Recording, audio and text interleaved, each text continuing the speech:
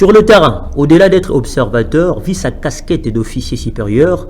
Ewing Ndevu Emmanuel, commandant de la police de circulation routière, a dans ses habitudes fait une descente sur les grands acteurs de la ville cosmopolite de Kinshasa pour réguler la circulation à travers de voies souvent embouteillées par manque de courtoisie routière des conducteurs. Au niveau de Lalou, dans les quartiers Djelo Binza, par où il a commencé sa mission, le constat est amer, comme vous pouvez le constater au travers ces images. Quelle connotation pourrions-nous attribuer à la ville face à telle réalité parfois ennuyante? Lecture d'une panoplie d'infractions ci et là. Il note excès de chargement dans la cabine. Plus loin encore, la majeure partie des conducteurs ne sont détenteurs d'une pièce pouvant attester leur travail de fortune.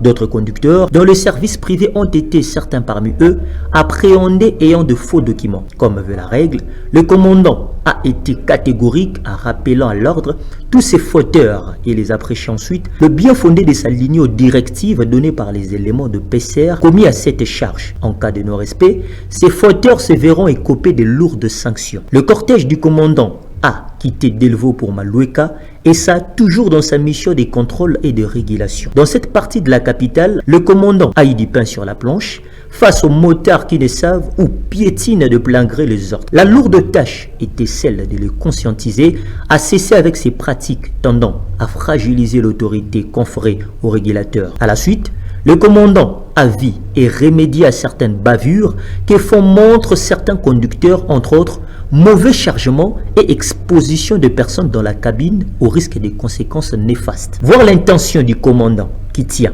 Mordukis à étendre ses missions dans différents coins de sa division pour mieux solutionner cette problématique devenue un fait quotidien auquel la majeure partie des Kino observe, nous espérons que tout redeviendra comme dans le temps ancien où il faisait beau vivre dans la capitale Kinshasa.